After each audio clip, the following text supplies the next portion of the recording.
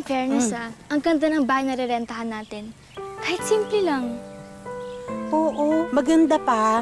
Walang advance. 1 month deposit lang. Yun lang babayaran natin. Maraming tao.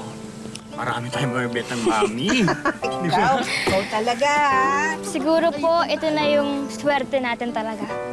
At ako na yung mag-aaral po ako mabuti para pag nagkaroon po tayo ng bahay na sarili natin, atin na talaga, fully paid.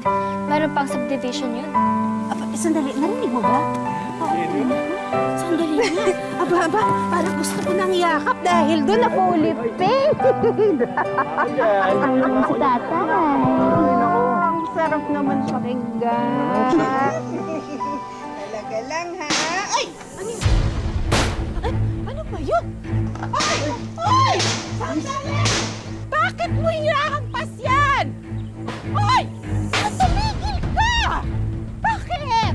Hinahampas ko talaga yan dahil nakaharang sa daan yung bulok niyong pedicab. Aba, dito kami nakapwesto ng tongin. So, paano kami maglalaro, Aber? Miss, pasensya na ho kayo. Pwede niyo naman po kami kausapin eh. Talaga? Pwede ko kayong kausapin. Eto! Tama na! Tama na po. Kabahayan po namin yan, tsaka hindi naman po sa inyo kasada eh. Talaga? Bukanga mo, ah! Ay! Bakit? Ah!